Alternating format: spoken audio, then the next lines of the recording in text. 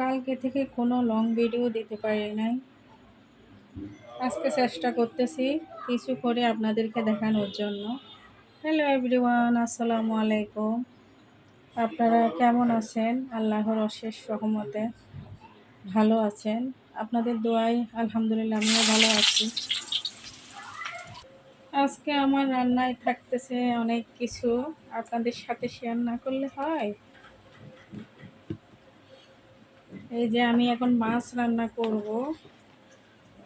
মাছ রান্না করার জন্য সব মশলাগুলো দিয়ে দিচ্ছি। পেঁয়াজ যখন কষানো হয়ে গেছে,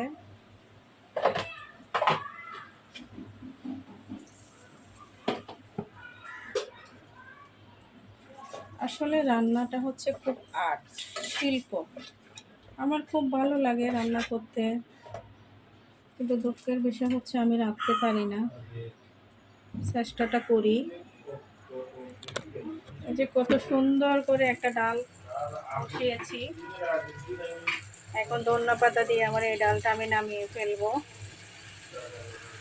আজকে যে তেলাপিয়া মাছ ভাজি করব, ডাল যেহেতু রান্না হয়ে গেছে, তেলাপিয়া মাছ ভাজি করে ডালের সাথে খাবো।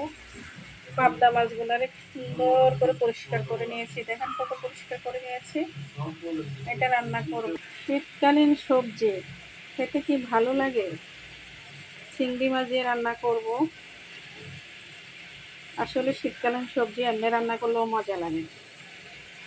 তা আপনারা আমার সঙ্গে থাকুন, আমার রান্নাটা দেখেন। আজকে কিন্তু আমি অনেক লম্বা করে ভিডিও করব। আমি এর আগেও পাবদা মাছ রান্না করছি, আপনাদের সাথে শেয়ার করেছিলাম।